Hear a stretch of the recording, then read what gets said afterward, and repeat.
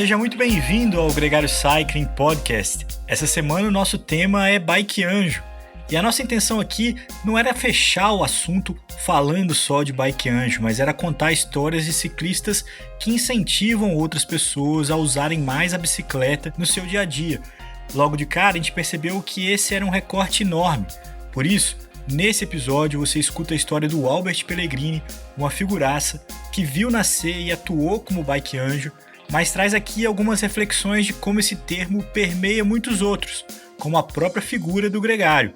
Outra convidada é a Vivian Garelli, uma cicloativista que faz parte da coordenação do Bike Anjo e explica como esse trabalho conecta e encoraja novos ciclistas pelas ruas das cidades de todo o Brasil. Esse episódio vai contar também com um bônus publicado na próxima semana, que traz a iniciativa de uma empresa de Santos que decidiu fornecer bicicletas elétricas para os deslocamentos dos seus colaboradores, um complemento legal ao episódio que você escuta agora, Bike Anjo, na Gregário Cycling.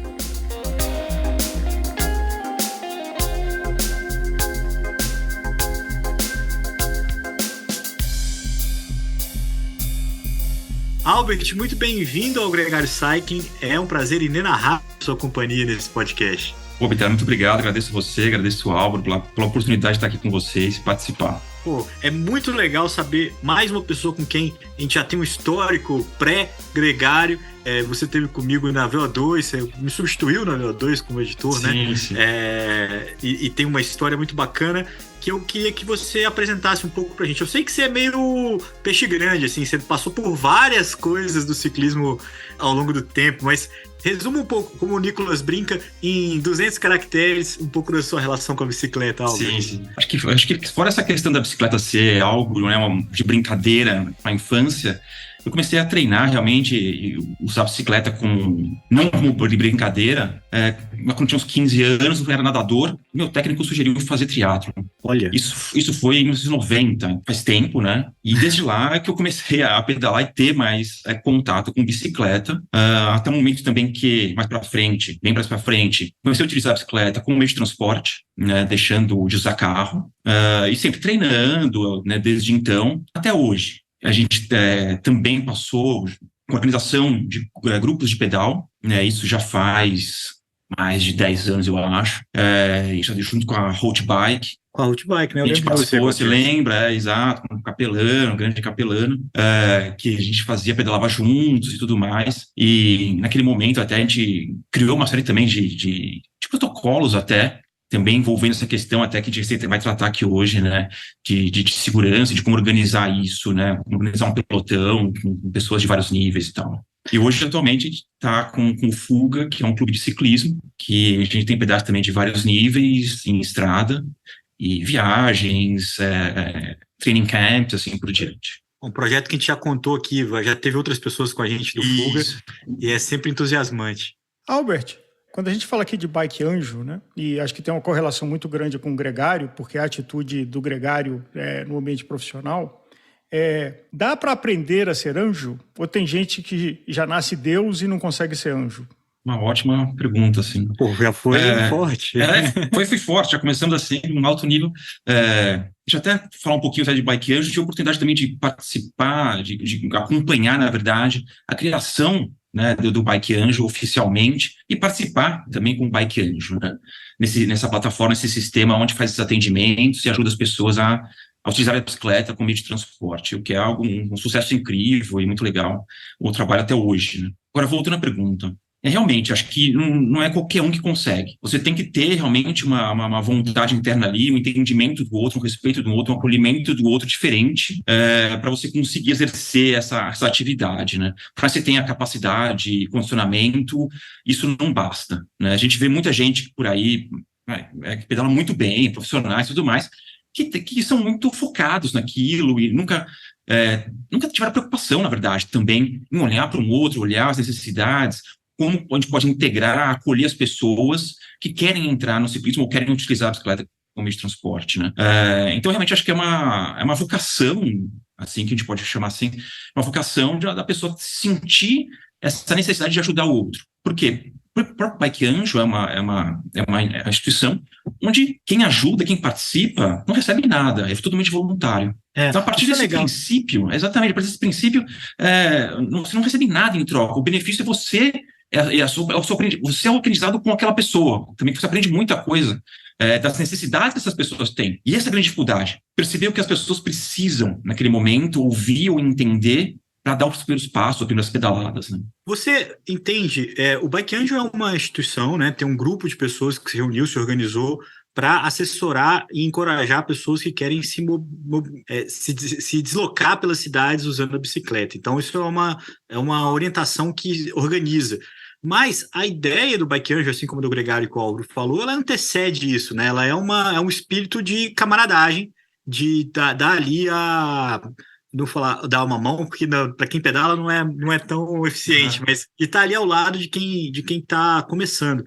Você lembra de como é que você ouviu a primeira vez, a sua reação quando você ouviu a ideia do Bike Anjo e a ideia de formalizar isso para que as pessoas soubessem, né? Porque você depende antes você dependia de ter alguém ao seu lado que tinha esse dom. Agora, se você pode procurar essa pessoa, né? Isso é muito legal, porque a gente estava dentro de um cenário que é um cenário da bicicletada, que é aquele movimento autônomo de uma pedalada na última sexta-feira do mês, que não tem organizadores, não tem nada. Eu participava desse movimento, e muitas outras pessoas, muitos amigos que eu tenho até hoje participavam, e o Bike Anjo nasceu desse movimento. E justamente porque tinham pessoas que queriam participar e não sabiam como ir, não tinham como ir, não tinham a coragem de ir, né? Então, nas redes, na época, se começou a receber esses pedidos, a gente falou, não, vamos se organizar, vamos se encontrar em tais lugares, a gente faz tipo um bonde, a gente fala de bonde, faz um bonde, vamos todos juntos, protegidos, né, com cautela, até o local de encontro, que é a Praça do Ciclista, ali na Paulista. Então, a partir dessa demanda natural, né, espontânea, que duas pessoas organizaram mais ou menos isso, a princípio sem formalidades, não era uma associação, existia algo formal até, mas elas foi criada uma plataforma onde os voluntários se colocavam à disposição por região e as pessoas que queriam ser atendidas se cadastravam e faziam esse match entre as pessoas. Então, você que mora em tal região, você atendia as pessoas próximas ali, para facilitar. Então, foi nesse cenário que se criou essa iniciativa, e aos poucos, o que a gente fazia também? Não dava para sair logo já pedalando com a pessoa num dia de semana, porque a pessoa normalmente queria fazer o quê? O trajeto de trabalho casa-trabalho. Né?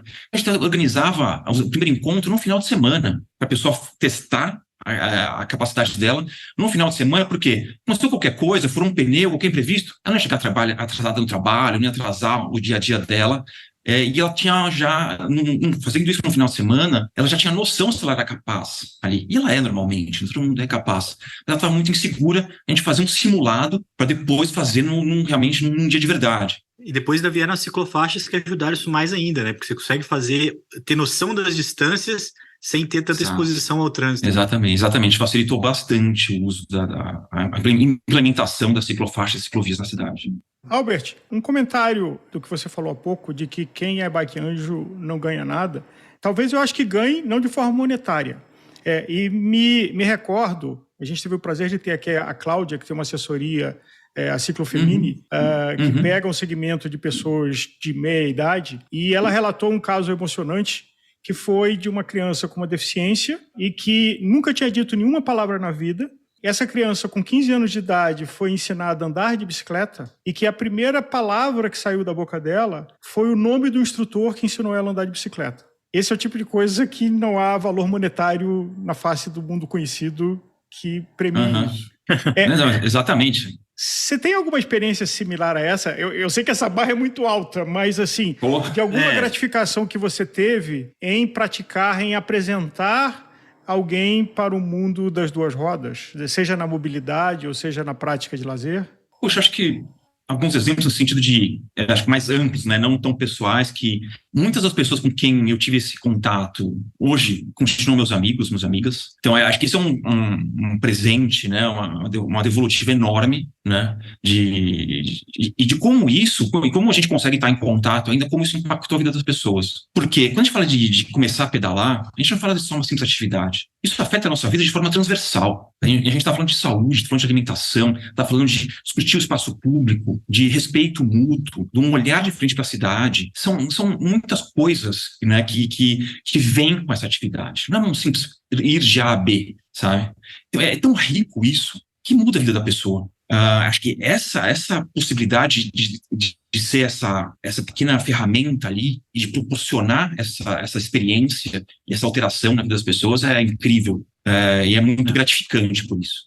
Eu lembro que tinha uma época que eu ia de bike pro trabalho. Hoje eu moro em frente do trabalho, mas eu era a única pessoa que ficava rindo no elevador, assim, porque o astral era completamente diferente. Eu acho que isso é uma experiência que você consegue não só experimentar, porque você é um ciclista, mas quando você coloca outras pessoas nesse mundo, você também vê isso nelas, né? Você gerar essas droguinhas no corpo, né? A dopamina, essas coisas, a gente sabe como é que é viciante, né? E justamente muda o humor do dia, é incrível, né? Agora, o que é fácil para você e é natural, muitas vezes não é para a pessoa que está começando a pedalar, para a pessoa que não tem ainda a coragem. Onde estavam os principais gatilhos? Assim? Onde você já sabia, mais ou menos, eu imagino que à medida que você foi acumulando experiências, que você sabia onde que eram os pontos frágeis de uma confiança na hora de pedalar? Poxa, isso é muito bom. Essa pergunta é muito boa. Acho que a primeira coisa, e isso eu também começo, a gente que pedala no dia a dia percebe, né? Vamos chamar de embate, não gosto dessa palavra, vamos dizer, do trânsito e o ciclista no trânsito, né? Porque a gente vive num meio onde as ruas, as vias foram criadas para atender uma demanda, a demanda dos carros, dos veículos, né? Automotores. E quer dizer o quê? A bicicleta não é vista, ela não é respeitada, ela não é considerada. Então, quando a pessoa tenta entrar nessas vias, entrar nesse ambiente, ele é agressivo, né? E esse é o principal medo. A pessoa tem medo, ela não quer ser agredida, não quer sofrer uma violência. A gente vê a bicicleta na mídia sempre quando acontece alguma desgraça, né? A gente não vê algo bom, um impacto positivo, alguma coisa assim. Então isso gera muito medo. E normalmente esse medo, a gente, obviamente, tem que reconhecer que é algo perigoso, mas não estou dizendo nada do contrário. Mas se você tem um mínimo de conhecimento e de prática, aquilo se torna um ambiente tranquilo, né? Dentro então, do caos.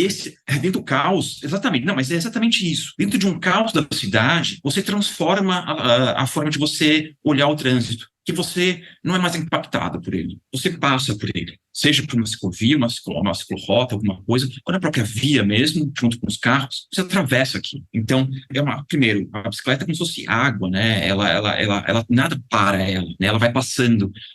Obviamente, a gente tem que respeitar as leis de trânsito, isso é o mais importante, mas o fluxo, né, e o flow que você tem na cidade, ele é muito importante ser percebido. Então, acho que o primeiro ponto é a violência é o grande bloqueio das pessoas, e elas justamente não sabem como lidar com ele. A partir do momento que a gente passa alguns ensinamentos teóricos e práticos, a pessoa começa a entender como se portar, como ficar nesse diálogo com o trânsito, com o motorista, como ela se portar da melhor forma de se preservar, né? E também não provocar. Né? Acho que tem essa coisa defensiva, né? Mas ao mesmo tempo de você não realmente invadir uma pista desnecessariamente, você está se expondo de forma desnecessária. Então, quando a pessoa percebe como lidar com aquilo, muda. Ela vira uma chave, sabe? E ela fala, puxa, não, agora eu entendi como eu devo lidar com isso, como eu devo me portar nesse ambiente, nesse cenário. Basicamente é assim que funciona, e é muito bonito de ver isso. A gente começa a andar junto com a pessoa, e a pessoa, e eu gosto de colocar assim, desse termo de, você se forma um ciclista, vamos dizer, urbano nesse caso, que justamente quando você percebe a prática, fica automático. Você sabe onde se colocar, o que fazer, o que não fazer. Você não precisa pensar, como qualquer coisa da vida. E como uma pessoa que está com você, ela percebe isso, que você está naquele fluxo e ela se dá conta daquilo, fica muito fácil dela entrar nisso, sabe? E aplicar essa prática. Eu até queria dar um exemplo.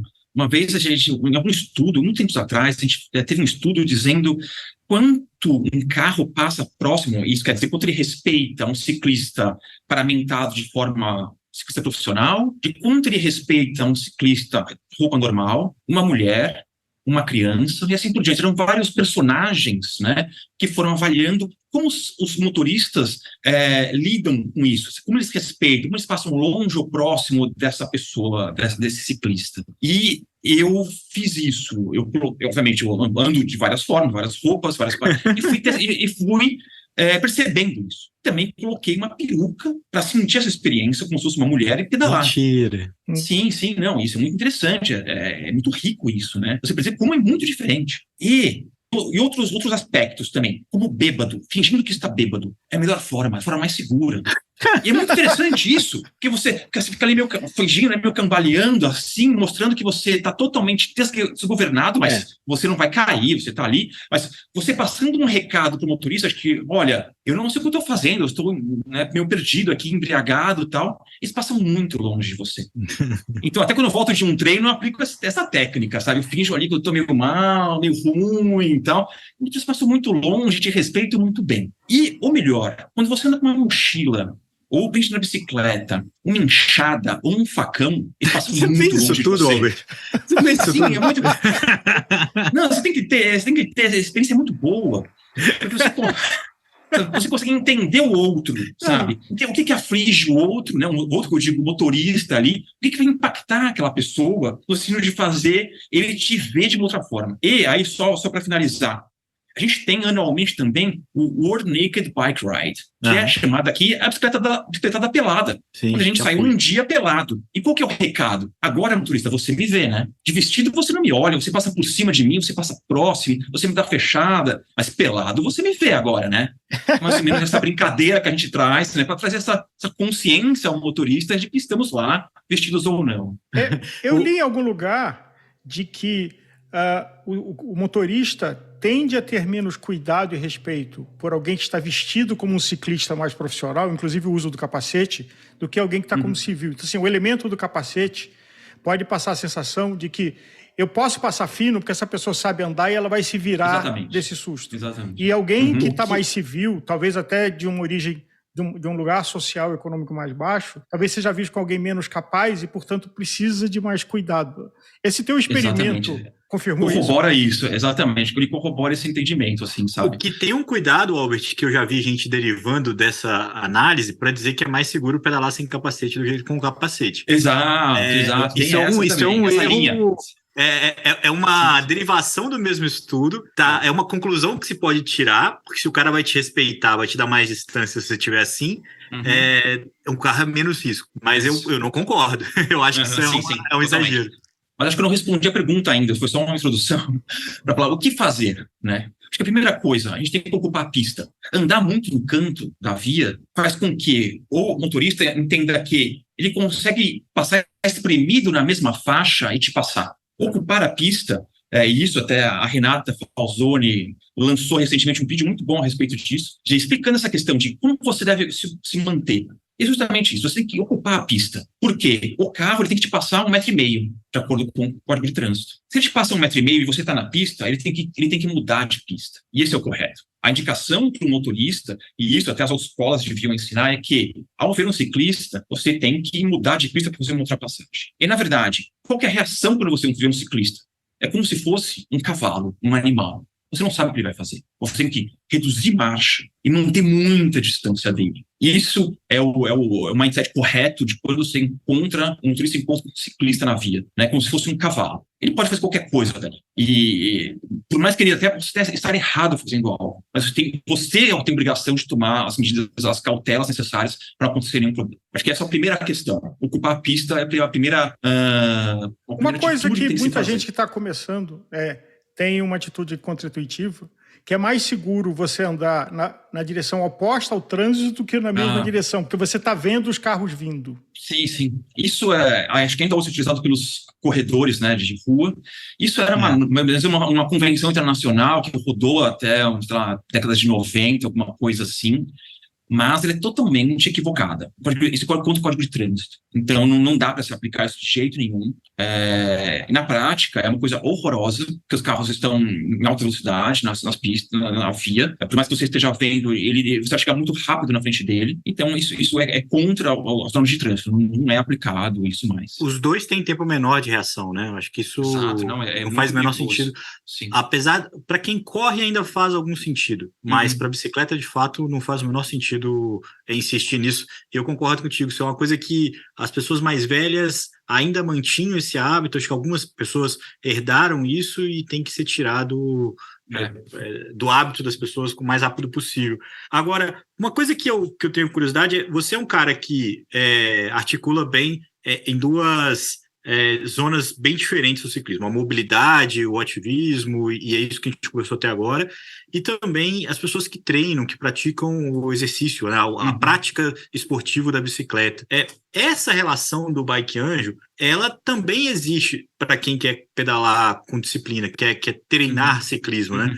Inclusive, até o termo não é Bike Anjo, até porque também tem um bom negócio aí, né? Muita gente se descobriu como bom companheiro de ciclismo, né? Sim. Se tornou um produto até, né? Um produto. Porque é procurado, existe uma demanda por isso. As pessoas querem entrar nesse meio. E uma coisa que a gente viu, isso desde o começo, que a gente começou a organizar pelotões, justamente pessoas com condicionamento que já estavam em assessorias, com condicionamento, vamos dizer, performando bem, sem ter habilidade, sem saber se portar, tanto nas vias como dentro do pelotão, e não saber até, às vezes, manusear corretamente o seu equipamento, não saber quando frear, gerando uma série de momentos de insegurança, sabe? Então, percebendo isso até dentro do Fuga, a gente criou até uma apostila de entrada, né, um serviço mesmo de entrada, né, de iniciantes no ciclismo, pessoas que realmente não têm bicicleta ainda até, e querem entrar. A gente acaba até dando esse suporte, né, de o que é necessário, porque às vezes você não sabe que bike comprar, que tamanho comprar, né? Tem uma série de questões que são muito complicadas para um leigo, né?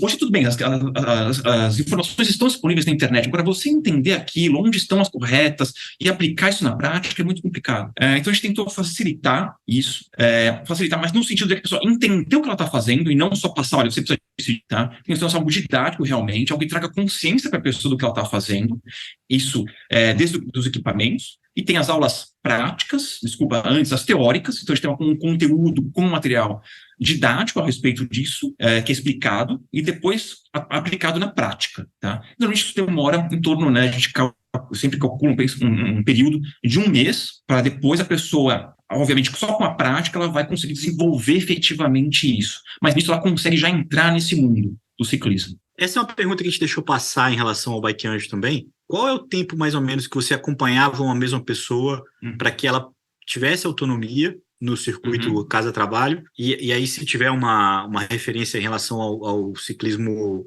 esportivo também. Não sei se tem paralelo. Isso é muito importante, porque isso vai depender muito de um background da pessoa, da experiência que a pessoa tem já com bicicleta, tá? Então, tinha pessoas que já tinham alguma noção, já tinham andado, sabem andar, e era muito mais fácil a evolução.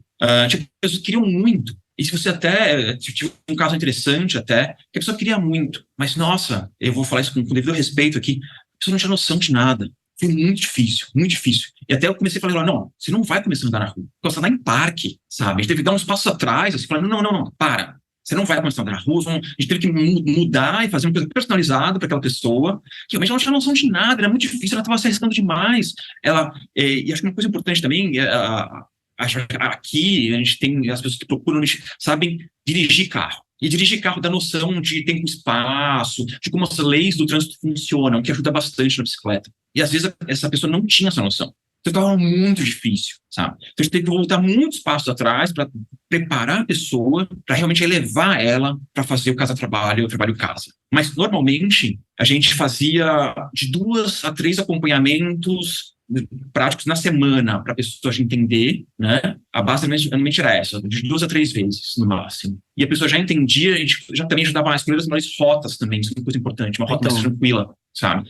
Então a gente montava uma rota melhor para ela, com menos subidas também, eventualmente, como a gente tinha que fazer, e então mais ou menos isso, vai de 2, então, questão, sei lá, de 15 dias, 2 semanas, a pessoa já conseguia ter autonomia de se virar.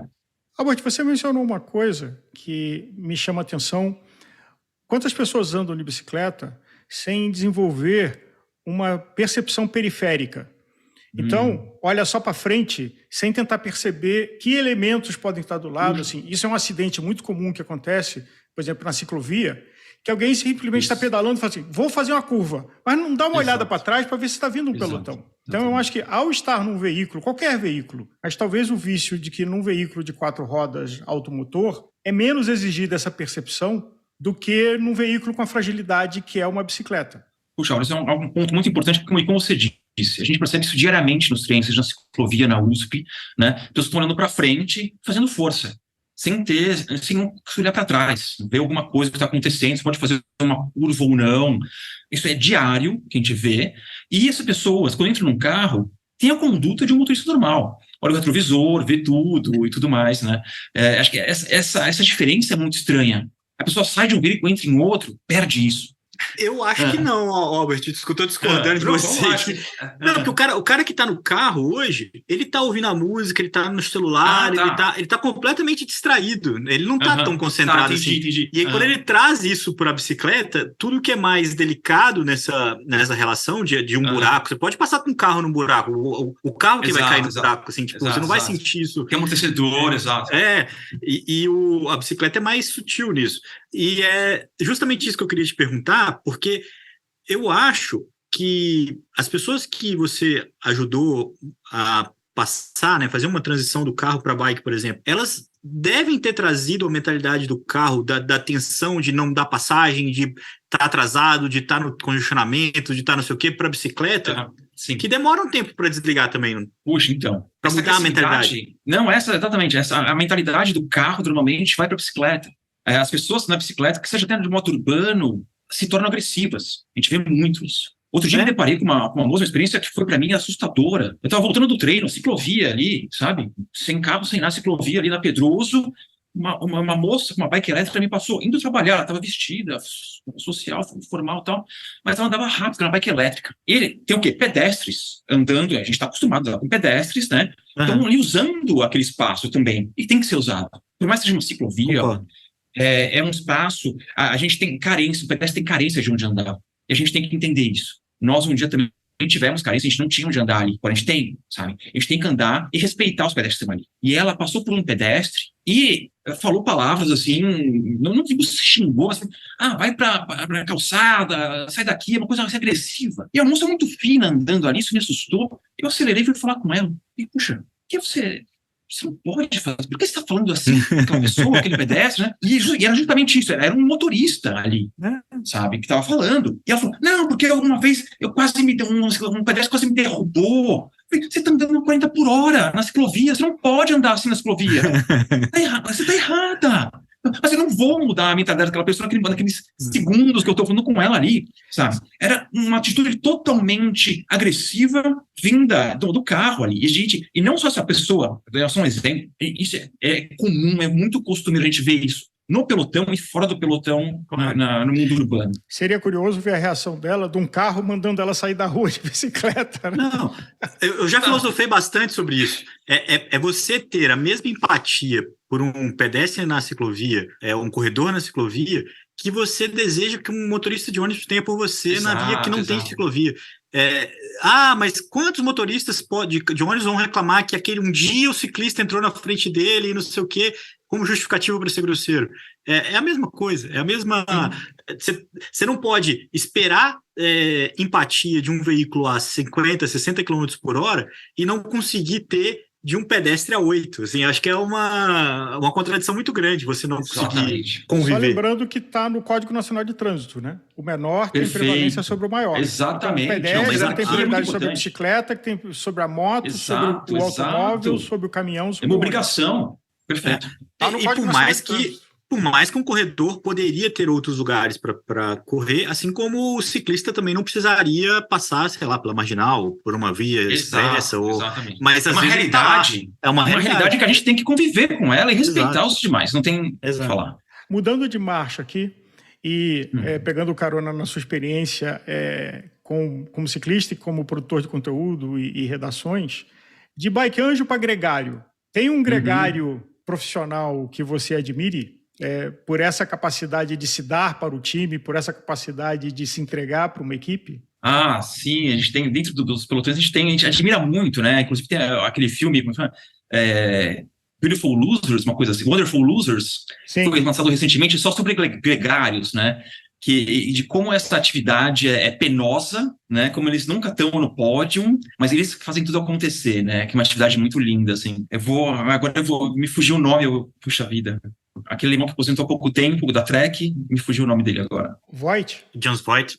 John Voigt, Jans Voigt. Jans Voigt. Que teve até no Brasil aqui. Teve no Brasil, eu encontrei com ele também. Shut up legs, ele tem a famosa fala do shut up legs. Sempre, né? Shut up legs, é um mito, né? Tem o top cap ali com essa frase. Ele realmente, a gente vê ele caindo, descendo, aquele momento que ele cai, ele pega uma bicicleta da Mavic, aí, que é totalmente fora do tamanho dele, para ele chegar, tudo sangrando. Ele tem uma força, uma energia que justamente traduz, né, a questão do gregário, assim, né? Ele tinha essa vocação nata ali, sempre fazendo isso, é muito, muito bonito isso. Agora, sobre a satisfação de trazer gente para o pedal, de encorajar a gente para pedalar na rua, e isso é uma baita de um gregário, né? O cara colocou uma pessoa a mais no trânsito, uma pessoa a mais na ciclovia, uma pessoa a mais na estrada. Como é que você recomendaria alguém a fazer isso, a incentivar outras pessoas a pedalar? Como é que você estimularia essa amplificação? Nossa, é difícil. Apesar que eu tenho essa questão, é um mix de feelings, porque por mais que a gente queira ocupar o espaço, ocupar a rua, ocupar pelotões grandes por aí, ver o ciclismo, né, com força, a gente sabe da nossa realidade como é difícil isso, como é agressivo. Então, normalmente, tô até brincando aqui, mas quando pergunto para mim como é que eu faço, eu falo, não faça. Não faça tempo de ciclismo, sabe? É agressivo, sabe? Você vai se estressar, vai ser difícil. Nossa, tem que acordar cedo também para treinar, se quiser treinar. Tá. Você vê realmente se a pessoa tem vontade, primeira coisa, sabe? Porque o que a gente vê também é muita gente entrando e saindo, assim, sabe? Então, a pessoa tem que realmente ter uma força de vontade para enfrentar uma série de obstáculos. Mas eu sempre falo assim, tudo bem, você quer entrar? Tudo bem. Vai ser difícil. Não vou falar que a gente vai sair aqui, vamos se divertir logo na primeira saída, primeiro pedal. Não, isso é dia a dia, sabe? Entra gente nova lá no Fuga, que está começando, a gente tem que segurar as pessoas querem ir para a estrada, sabe? Fala, não, amigo, você não vai para a estrada, você vai dar comigo aqui na USP durante, 2 semanas, um mês. Aí eu vou falar para você, não, agora você vai para a estrada, vamos juntos também para a estrada, sabe? Então, eu não incentivo muito, assim, sabe? Eu tenho que segurar, porque as pessoas já vêm com muita empolgação. Então, às vezes, eu tenho que segurar as pessoas. Tá falando, não, você não vai entrar assim no ciclismo, tá? Você vai ter que aprender uma série de coisas antes, tá? E você está pronto para isso? Você quer mesmo? Não, eu quero, tá? Então, vai ser difícil, vai ser chato, tá? Porque eu vou te falar, o que eu vou te passar, eu vou te encher o saco. É algo chato mesmo. A gente vai repetir, às vezes, os mesmos trajetos, algumas vezes, aqui dentro da USP, dentro da ciclovia, até você perceber como funcionam as coisas, tá? Então não é algo só divertido, porque a gente vê ao ciclismo, as pessoas, né, nas redes, as pessoas postando coisas bonitas, né? Aquilo realmente vai existir algum momento. Eu te prometo que você vai se divertir muito, mas não agora, tá? Então são fases. Agora você vai ter que realmente caminhar um pouco, vai ter que aprender uma série de coisas, para depois você ser capaz, ser hábil a se divertir de forma segura. Seja que nem o Bike Anjo, que é aquela fase que tem que ser uma aprovação e tudo mais, uma iniciação, vamos chamar assim, como na estrada, tem que passar por isso. Maneiríssimo, cara. Tem que cair para aprender. Tem uma lenda que eu já ouvi de que antes de 12 tombos você não pode dizer que é ciclista. Eu ia repetir isso agora. E pior quando você põe o taco, né? Quando você põe o taco, você vai cair 12 vezes usando o taco até você não cair mais, né? Aqueles tombos ridículos no semáforo. Mas o tombo, ele faz parte do ciclismo, né? E esse é um assunto muito importante, Álvaro, que você colocou. Porque não dá para prometer que a pessoa não vai se machucar, não vai cair, né? E essa é a primeira coisa que eu falo. Quando a pessoa vem muito afoita, eu falo, cara, segura, vai tranquilo. Por quê? Se cair aqui, são 3 meses parados, cara. Você quer uma clavícula, você está lascado. A gente não quer isso. Eu quero ver você pedalando. Tá? Então, o que a gente vai te passar é estágio de provação justamente para isso também. Para evitar que você sofra alguma coisa, que você se machuque, que você caia. Você vai cair? Vai. Em algum momento da sua vida você vai cair. Não vai ter jeito, sabe? Mas você tem que cair por uma falha, talvez de um terceiro, não algum acontecimento X, que tudo bem, mas você estava preparado para aquilo. Não foi uma besteira que você fez e falou, nossa, eu podia ter evitado. Não, você não podia ter evitado, aconteceu, vai acontecer. Faz parte do ciclismo, você vai se machucar, a gente conhece pessoas, a gente passou por isso, eu passo, vocês passam. Normal. Mas você vai cair por motivos que não foi você que causou. Não foram motivos bestas, sabe? Acho que é mais isso, assim, que eu falo isso, essa frase eu sempre falo. Aliás, é uma coisa muito difícil, e eu já ouvi falar algumas vezes, mas nunca vi sendo praticada, de que treinar comportamentos de emergência. Numa freada de emergência, como é que você se comporta? Na hora que você cair, como é que você cai? Então, a teoria é fácil de ser falada, mas é difícil de ser praticada com condições de segurança. Você já encontrou alguém que conseguisse fazer isso? Assim, porque muitos dos acidentes são situações que você não sabe como reagir. Assim, entrou um cachorro na frente de você, uma criança correndo, uma bola de futebol, você panica. Aí no que panica, você não vai tomar uma boa decisão. Mas tem uma coisa interessante que é justamente, ou realmente te derrubam, ou você cai por antecedência, né? Tem essa questão também. Você vê uma coisa acontecendo, e você freia demais, e você cai, não você vai cair. No pelotão isso é bem... Isso acontece demais, bem fácil de perceber. Exatamente. Né? Mas uma vez, esse assunto é muito legal, porque uma vez eu vi um movimento de um ciclista com quem eu tive a oportunidade de andar e aprendi muito, acho que vocês conhecem o Patricão. Ele é um ciclista excepcional, exatamente. É um ciclista excepcional, e eu vi um movimento dele uma vez. A gente estava numa estrada, na Carvalho Pinto, e caiu alguma coisa de uma bicicleta, alguma coisa caiu. A gente estava no final do pelotão e quicou. Ele teve a rapidez de perceber e conseguir pegar isso no movimento, no chão. No chão, assim, esse objeto estava em movimento ainda, ele conseguiu pegar no chão e trazer, assim, sabe? É uma coisa que a gente já tem que parar para pegar lá atrás. E ele fez isso com naturalidade. E, meu Deus do céu, o que aconteceu? Eu não consegui entender o que aconteceu. Foi algo tão natural e rápido para ele. Ele não mexeu um músculo. Foi um movimento totalmente harmônico. Ele salvou alguma coisa ali que ia cair. Não era coisa de valor, nada assim, sabe? Mas me surpreendeu tanto aquele movimento que realmente falei, nossa, que diferença. Eu nunca vou chegar a esse nível de experiência, de uma coisa que é uma sinapse tão rápida, que já tá para ele, é tão simples, e eu nunca vou ter. Foi algo lindo, assim, nossa. Não, realmente, eu fico arrepiado de falar, porque é algo tão bonito ver isso, uma pessoa que tem essa capacidade, né? Sim. E agora, como fazer isso? Que é mais somente a prática que vai nos trazer isso, né? É uma capacidade de você conseguir prever movimentos, prever coisas, se antecipar, né? E se proteger, ou evitar uma queda, evitar alguma coisa. Mas acho que experiência, né? Mas é uma coisa que você nem incentivaria alguém a fazer também. Exatamente. Eu não recomendaria alguém praticar fazer isso, porque a chance de... Não, eu faço uma prática, depois eu falo a respeito, que faz parte da minha parte de iniciação. Mas uma coisa eu vi também do Patrick fazendo, que a gente estava também numa estrada, também tinha uma pessoa andando com a gente, também talvez com um pouco de pouca experiência, e passou por cima de algum obstáculo e caiu. Caiu para a pista. Aquela situação que a gente não quer que aconteça. E a gente estava numa velocidade razoável, estava descendo, uma coisa assim, estava rápido. Não é que estava devagar, uma subida caiu e a gente estava logo atrás e conseguiu fazer uma coisa. Ao mesmo tempo que caiu, ele entrou na pista e fechou o trânsito. Assim, sabe? Obviamente não tava, ele conseguiu ver que não estava vindo ninguém, e com segurança, ele entrou e fechou e fez o movimento para os carros que estavam vindo saírem, irem para outra pista. Também uma coisa assim que acho que poucos conseguem fazer, sabe? O Patrick é um cara abençoado. Uma coisa que eu gosto de fazer no treinamento, que é um treinamento parado, que eu levo as pessoas para um ambiente seguro e treino levantar a bicicleta do chão para você pular obstáculos. Então, põe algum obstáculo e treina pular primeiro com uma roda, depois com outra roda, depois com mais velocidade, as duas rodas, até ser capaz de subir uma guia, né? E o outro é você colocar uma caramanhola no chão, lá na frente, você vem pedalando, e você tem que ir pedalando, pegar essa caramanhola do chão e guardar ela, né? Então, esse movimento que a gente não está acostumado a fazer, que é descer o tronco, sabe? E pegar alguma coisa no chão, é um movimento interessante, que dá uma amplitude para você, e pedalar olhando para trás. Que tem até um movimento que me zoa, até que coloca a mão em linha reta. Você pedala em linha reta, continua pedalando em linha reta, né? A gente faz isso algumas vezes, né, dos dois lados, sempre pegando também com as duas mãos, né, testando isso, e esse exercício de pegar a caramanhola no chão, a gente começa com a caramanhola em pé, depois uma deitada, depois com uma moeda, até a pessoa... Já ouvi falar dessa moeda. Brincadeira, não, a moeda é difícil, é brincadeira, mas...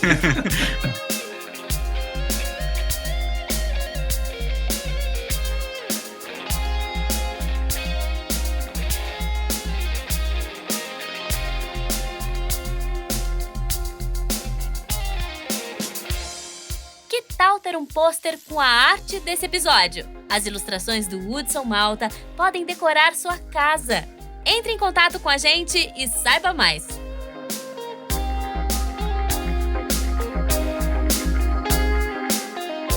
Você acabou de ouvir o Albert Pellegrini e agora a gente segue o episódio Bike Anjo com a participação da Vivian Garelli. ela é colaboradora do projeto e explica as premissas básicas dessa ideia tão legal e que ajuda tanta gente a se encorajar a pedalar pelas ruas da cidade.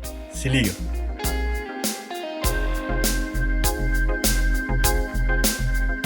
Ouvinte gregário, eu sou Álvaro Pacheco e tenho conosco aqui uma organização e uma pessoa que tem muito a ver com a gregário, que é a Vivian Carelli, da Bike Anjo, porque o Bike Anjo, na verdade, muito mais do que gregário, é a atitude de ser um anjo na bicicleta de outras pessoas que querem descobrir e se superar, ou só se divertir na bicicleta também. Olá, boa tarde. Muito obrigada pelo convite, é ótimo estar aqui em nome da Bike Anjo. Conta pra gente, primeiro, o que é ser Bike Anjo? Antes da gente falar da organização, talvez da atitude que inspira as pessoas a se encontrarem na Bike Anjo. Essa discussão, na verdade, do que é Bike Anjo é algo que a gente vira e mexe, vai refazendo e vai complementando, porque eu acho que a gente está sempre em mudança, né, em transformação.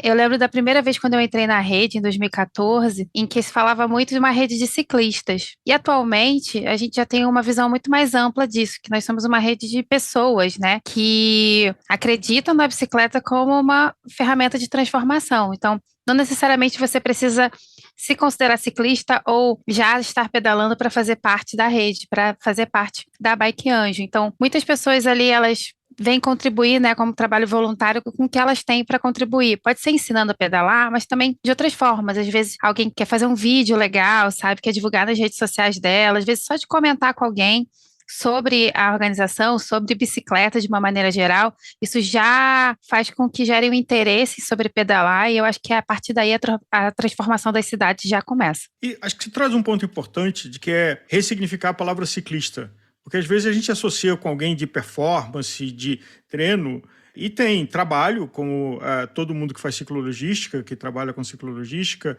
diversão de quem simplesmente sai para passear sozinho, com a família. E eu acho que na hora que você abre esse significado, o ciclismo fica mais rico, né? Nossa, com certeza. Isso, inclusive, foi um ponto de investigação meu pessoal, né? Na minha formação, eu sou antropóloga, e no meu mestrado foi sobre bicicleta, foi sobre como as mulheres se movem de bike aqui na cidade de Niterói, no Rio. E uma coisa que eu sempre perguntava para quem eu entrevistava era se a pessoa se considerava ciclista. E as respostas são muito plurais, assim. Tem algumas pessoas, não, eu não sou ciclista, eu ando todo dia de bike, Aí outra pessoa falava assim, não, eu sou bicicleteiro, porque eu não, nessa sensação de não usar uma roupa de ciclismo, não fazer algo de performance, né? E assim como eu já ouvi termo bicicleteiro de uma forma também, dependendo da região do Brasil também, de uma forma um pouco acusatória. Então, assim, a forma como as pessoas se identificam com a bicicleta, ela é muito plural. Então, quando a gente abre o leque para pessoas que usam a bicicleta como ferramenta de transformação, eu acho que a gente abarca todas essas experiências, porque a pessoa pode ter um posicionamento mais de utilizar a bicicleta como uma ferramenta de política, mas ela também pode só passear no dia a dia e ela já está contribuindo para o meio ambiente, né? Ela já está contribuindo com o uso da bicicleta de várias outras formas para a saúde, enfim, menos impacto de gás carbônico. Ela pode estar usando para o lazer, pode ser uma forma de cultural, de ensinar alguém, enfim, é tão plural, né? É tão interessante. E como a Bike Anjo, ela está em vários lugares, a gente tem essa preocupação de tentar sempre agregar mesmo todas as formas de uso da bicicleta e todas as possibilidades de impacto cultural mesmo dela. E a história da Bike Anjo como organização? Então, um grupo de amigos começou a frequentar as pedaladas à massa crítica, né? A bicicletada, que acontece em várias cidades do mundo, do Brasil também, em São Paulo, em 2010. E eles começaram a reparar que algumas pessoas queriam até fazer parte desse movimento, mas as pessoas não tinham muita destreza, né, na rua com a bike, assim, tinham um pouquinho de dificuldade. Eles começaram a ajudar algumas pessoas próximas, que começaram a indicar outras pessoas. Eles foram criar um blog para as pessoas pedirem lá no formulário, para pedirem ajuda, e nesse meio tempo eles conheceram um grupo chamado Pedalinas, que era um grupo de mulheres em São Paulo que ensinava outras mulheres a pedalar. Eles falaram, poxa, é isso, né, que a gente quer fazer também, vamos se ajudar. Então todo mundo começou a se ajudar, as Pedalinas entraram também para o Bike Anjo, e acabou que a ideia deu muito certo, e outras cidades, as pessoas começaram a falar que também queriam participar, também queriam integrar a rede. Então a gente começou a construir aí vários núcleos de anjos, né, e hoje em dia a gente fala anjos, anjas, enfim, como as pessoas identificarem aí dentro desse espectro. E essa ideia deu super certo. De 2010 para cá, a gente tem construído uma plataforma, né, um site, para poder receber pedidos de ajuda, de acompanhamento no trânsito, de indicação de rota e também de aprender a pedalar do zero mesmo. Hoje em dia, a gente tem aí mais de 8.000 anjos cadastrados na nossa plataforma. Qual é o site? Caramba. bikeanjo.org. No bikeanjo.org você pode pedir uma ajuda, que você quer encontrar um anjo para chegar no mundo da bicicleta, para fazer alguma coisa que você está querendo. Não é uma assessoria esportiva, não é uma relação comercial. É um trabalho voluntário. É um trabalho voluntário. O que a gente faz sempre, a nossa diretriz se alguém está pedindo ajuda, uma pessoa física, a gente ajuda voluntariamente. E aí o trabalho, ele é todo voluntário. Apenas no caso de parceria é que a gente aproveita para poder aí colocar os custos da associação, né? Porque a gente se formalizou nesses últimos anos, até para poder conseguir alcançar mais pessoas, né? Fazer projetos, além do ensinar a pedalar também, usando a bicicleta como uma ferramenta cultural mesmo. E a partir disso a gente faz essa divisão. Todo mundo trabalha voluntário e a gente só faz parceria, né, patrocínio, para poder a gente manter aí a nossa plataforma, né, nosso site online, para a gente poder aí, trazer mais pessoas, fazer mais atividades, comprar materiais, enfim, entre várias campanhas. A gente tem campanha de doação de bike, enfim, a ideia é sempre essa de a gente usar para multiplicar mesmo, como uma associação sem fins lucrativos mesmo. E se alguém quiser ser um ouvinte que esteja nos ouvindo aqui, quiser ser um Bike Anjo, qual é o processo? Então, o primeiro passo é entrar no nosso site, bikeanjo.org. Aí lá você se cadastra para ajudar a pedalar, ou para indicação de rota, enfim, ou só uma indicação de acompanhamento no trânsito também. E aí, a partir do momento que você se cadastrar, a gente, automaticamente, a nossa mobilizadora atualmente, a Júlia, ela entra em contato todo mês com as pessoas que se cadastraram recentemente e ela chama para um bate-papo de boas-vindas, em que ela apresenta a rede Bike Anjo. E aí, dependendo de onde você está, se é uma cidade que a gente já tem uma articulação, que a gente chama, né, já tem um núcleo aí de anjos em conjunto, ela encaminha o contato para esse grupo de anjos, e se ainda não tem, a gente também fornece todos os materiais possíveis para caso você queira construir uma Bike Anjo na sua cidade. Agora, a Bike Anjo é uma associação internacional. Existe a Bike Anjo Brasil, mas existe uma Bike Anjo global, como é que funciona isso? Então, a Bike Anjo é uma associação nacional, né? A gente faz as atividades principalmente aqui no Brasil, mas nós temos vários anjos cadastrados no mundo, porque a plataforma, ela funciona como um Tinder, né? Ela faz um match. Uhum. Então, se você se cadastra numa cidade fora do Brasil para poder aprender a pedalar, e tem um anjo cadastrado naquele lugar, a plataforma vai fazer esse match e vai indicar para vocês trocarem contato e conseguirem fazer o atendimento. Mas um exemplo, por exemplo, alguém se muda para Bruxelas e aí quer aprender a se localizar em Bruxelas, e melhor rota, melhor lugar para estacionar a bicicleta. Então poderia entrar na plataforma, identificar se tem um Bike Anjo que seja residente em Bruxelas, e aí esse contato é feito para ter essa ajuda?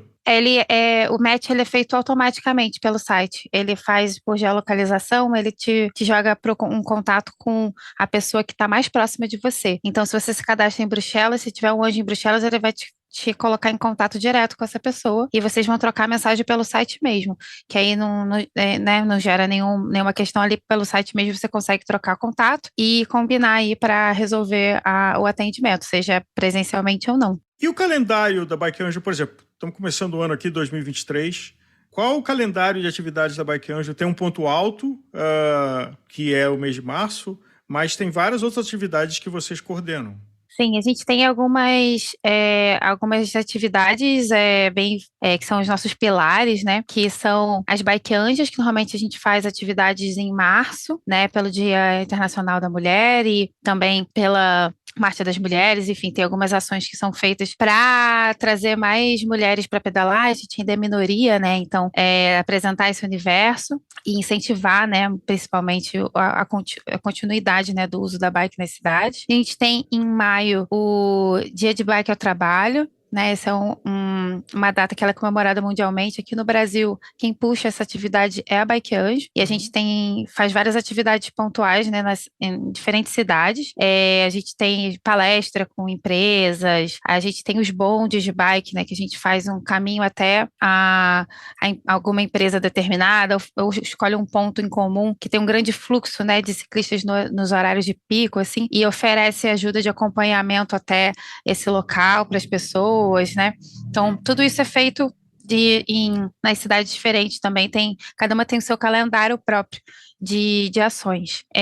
A gente também tem, em setembro, o Dia Mundial Sem Carro, que normalmente a gente tem essa incidência de palestras, tem também o dia que a gente tenta fazer uma campanha para os motoristas, né, para que nesse dia eles deixem de usar o carro e usem não só a bicicleta, mas às vezes a pé também, enfim, outros modos de transporte. Também tem o famoso desafio intermodal, aposta uma corrida aí de diferentes modais. Em geral, a bicicleta é uma das ganhadoras nas cidades, e a gente também tem no calendário em novembro, que é o aniversário da Bike Anjo, e a gente faz uma super atividade chamada EBAN, né? Nossa atividade de ensinar a pedalar se chama EBA, então o EBAN é esse grande EBA que a gente tenta na mesma data, no mesmo final de semana, atender o maior número de pessoas possíveis, e aí tem bolo, tem docinho, tem festa, tem comemoração, e é sempre muito gostoso, especialmente agora, depois da pandemia, voltar a fazer essa atividade nas ruas. Vivian, em quase 15 anos, o que vocês perceberam que mudou no uso da bicicleta urbano?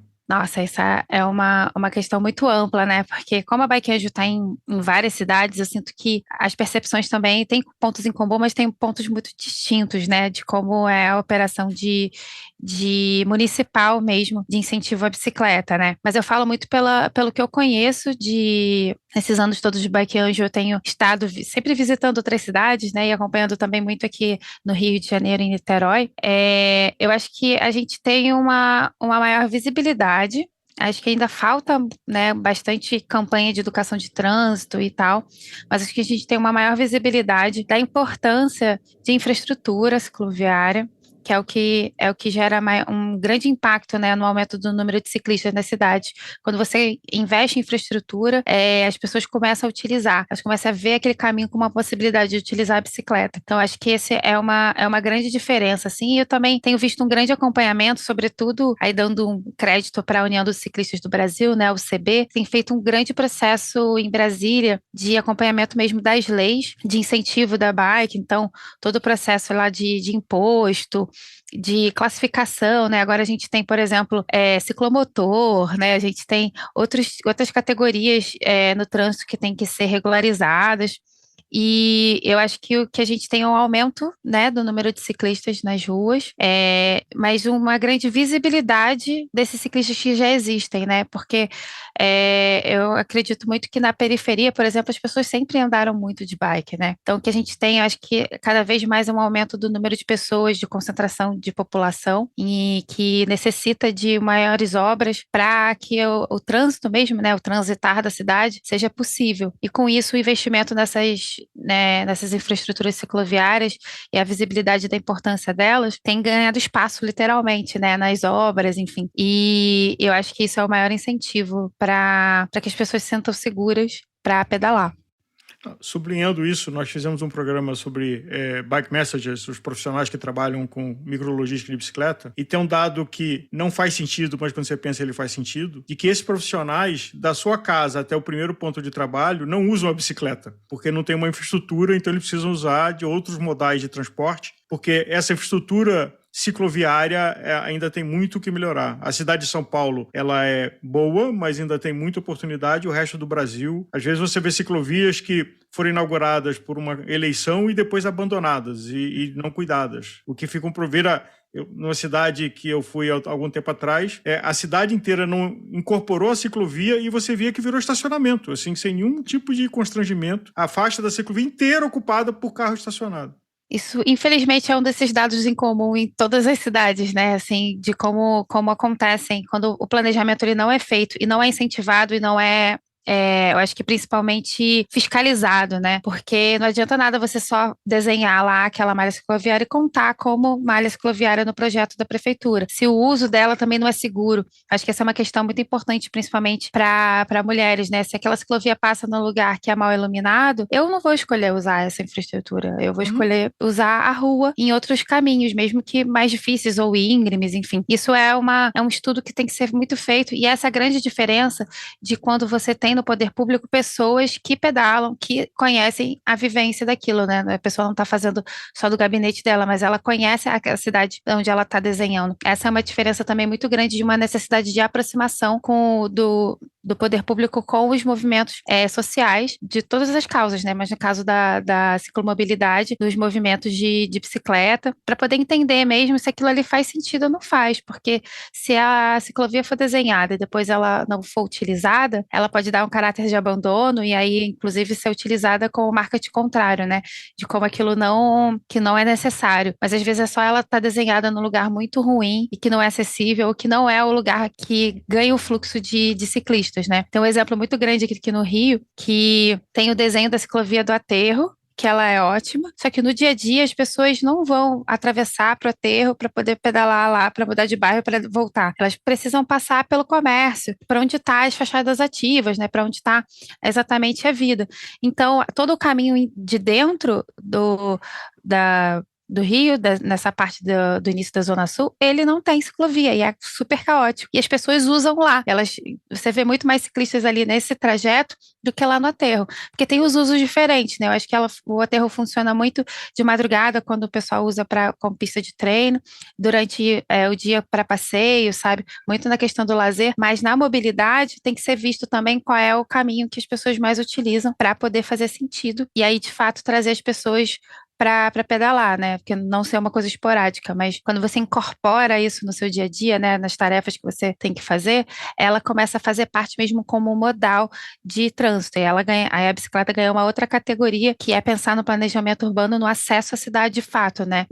Da pessoa depender, às vezes, da bicicleta para chegar num determinado espaço. Então, essa é uma conquista muito importante, que eu acho que é essa virada de chave, assim, das possibilidades, né, do uso da bike. Eu acho que principalmente agora no pós-pandemia, que todo mundo viu a importância também para a saúde, e eu acho que deu um boom também muito grande, né?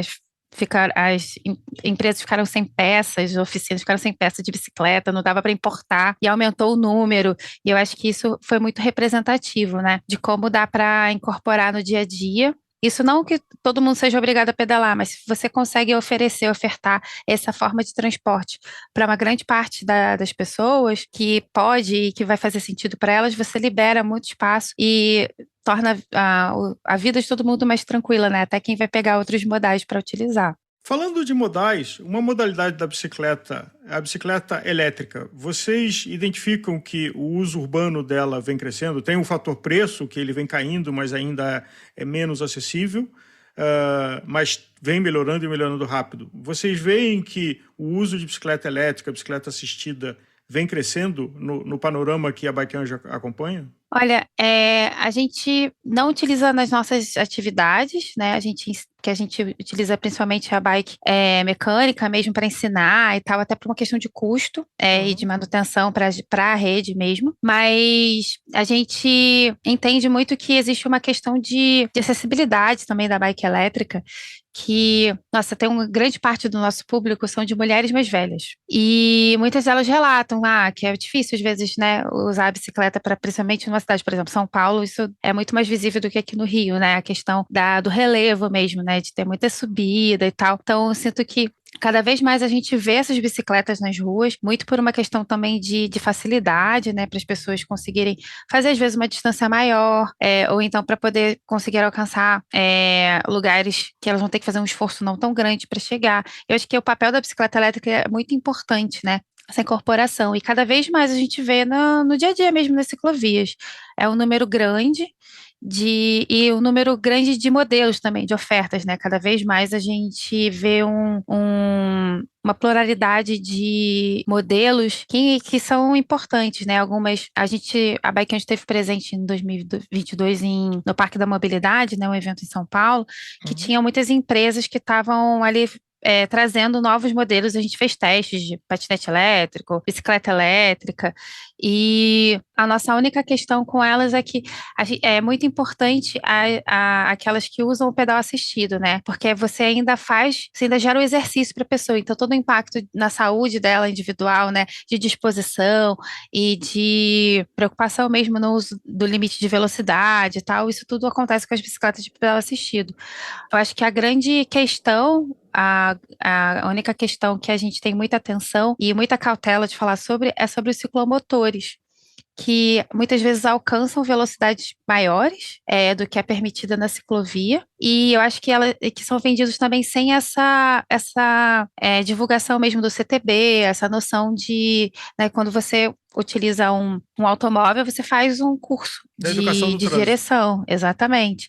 E aí o ciclomotor, ele é vendido, você não usa uma carteira, mas você alcança uma velocidade que é muito perigosa para você e para outras pessoas. Então, esse tipo de discussão que gera o ciclomotor, que gera a bicicleta elétrica, ela é muito importante, porque a gente tem essa deficiência na educação do trânsito de uma maneira geral, né? Porque se a gente, desde o momento que a gente sai de casa a pé, a gente está no trânsito, nós somos o trânsito. E a gente não tem uma aula muito boa sobre isso no currículo escolar básico. Então, a gente faz muito esse trabalho na Bike Anjo de divulgar o código de trânsito. Eu acho que o papo da bicicleta elétrica, ela traz essa discussão em voga, né? O que é uma bike elétrica, o que é um ciclomotor, o que é uma moto, né? O que você tem que ter carteira, o que você não precisa, quais são as regras de trânsito. Você pode andar na ciclovia até 20, 25 km por hora, depois disso você tem que andar fora, uso de capacete, enfim, toda essa dinâmica, eu acho que ela é muito importante, ela agrega muitas pessoas, mas ela tem que, é um papo ainda muito novo, que precisa se estruturar, eu acho que principalmente aqui no Brasil, sobre essas regularizações que ainda estão sendo feitas, enfim, sobre o uso das bikes. Mas eu acho que cada vez mais é uma tendência aí com um custo menor, né, que a tecnologia for conseguindo fazer bicicletas elétricas mais leves e que tenham uma eficiência, né, e que tenham um custo menor, eu acho que cada vez mais acessível, é um papo que a gente não vai conseguir evitar, né, que a gente vai ter que incorporar no nosso dia a dia mesmo, para que todo mundo esteja pedalando em segurança e com eficiência, com facilidade, porque não é todo dia que a gente quer subir o morro, né? Tem dia que a gente quer, mas tem dia que a gente também não precisa, né? E eu acho que tem muita gente que estuda esse assunto, que é crítico do século XX, que teve uma cultura centrada no carro, rodoviária, e esquecendo das pessoas, esquecendo dos veículos de micromobilidade. Então, talvez, e a gente já vê algumas cidades do mundo, Amsterdã, óbvio, é o padrão ouro de tudo isso, mas você vê algumas cidades do mundo que entendem que no seu centro faz muito mais sentido privilegiar pedestres e bicicletas do que veículos de 4 rodas, sejam carros, ônibus ou caminhões. E aí você tem uma eficiência do uso da cidade, mas esse é papo para outro podcast. Vivian, de novo, se você puder dar o site da Bike Anjo para quem está nos ouvindo aqui, queira ou achar um anjo ou ser anjo. É só buscar bikeanjo.org e também nas nossas redes sociais. Se você buscar no Facebook, no Instagram, pela Bike Anjo, a gente está lá e a gente também faz todo o processo de encaminhar aí para o anjo mais próximo, para a articulação mais próxima de você. Muito obrigado. Então, você que tem alguma relação com a bicicleta e não precisa que você use roupa de alta performance, com equipamento de alta performance, a boa notícia, somos todos ciclistas. E a Bike Anjo está aqui para nos conectar e nos ajudar. Nossa, com certeza. Compartilha com a gente sua história, se você quiser ser um anjo. Tem várias maneiras de ajudar, né? Tem muita gente que ajuda de longe, de perto. Tem gente que ajuda com alguma expertise em redes sociais. Eu gosto sempre de falar que tem uma anja aqui em Niterói que ela começou sendo a voluntária do bolo. Ela só levava bolo pra gente. E, nossa, eu ficava tão feliz quando eu via ela, e a melhor contribuição. Então, às vezes você consegue ajudar com muito pouco e consegue transformar a vida de muita gente.